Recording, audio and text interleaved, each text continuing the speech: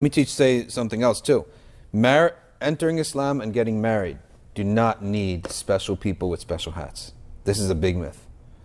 It's such a myth that in order to enter Islam, it has to be a sheikh. It has to be an imam. Okay?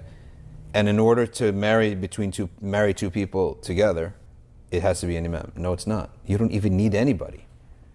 Right? If two people have been previously married, or at least the woman, so she can marry herself now. She doesn't even need a wali. She has to have a wali as a guardian to protect her, but she does not need that wali's approval. Okay? That's the difference. Set aside Hanafi fiqh. She needs a wali as her lawyer, as her guardian, as to protect her rights. That's a fard. But the wali cannot stop her decision. She has the final say.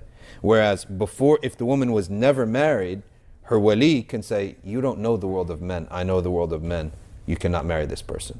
Okay? After she marries once, that's enough in the Sharia that she knows the world of men, she can marry herself. She has to have a wali to guard her rights, like you got to be present with a lawyer, but you have the final say. The man could simply say, I have married you to myself. She simply says, I have accepted your marriage. That's it, it's done. Right? Dowry, figure it out later. And if we dispute, it's the dowry of your comps. Comps, comparatives. What your friends got, we average it out. Take 3 of the people who are just like you in life.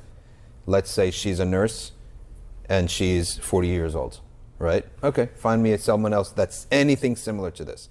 And her parents were like accountants and dentists, right? That similar lifestyle, comps.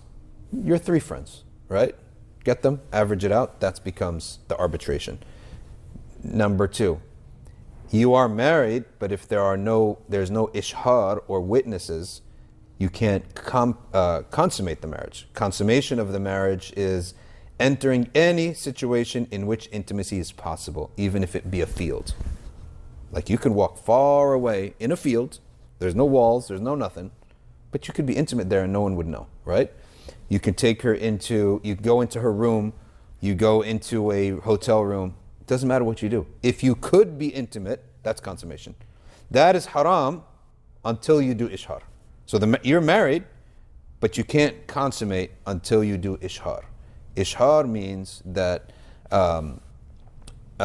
you just have to tell enough people that this matter cannot be made secret anymore. Okay? Secondly, what can you do in the meantime? So in the meantime, you can touch her. You can see her without hijab. You are married, but you cannot go alone in a room with her. You cannot consummate the marriage. All right? So you can start texting, calling, doing all that stuff alone that is short of consummation. That's it. How simple is that? That marriage is very simple in our religion. Okay?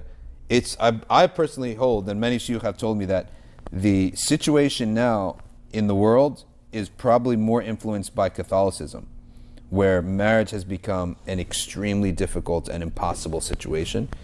And on top of that, it's like life-altering, completely overburdened, and Shaitan wants to block marriage because unmarried men and women will be miserable.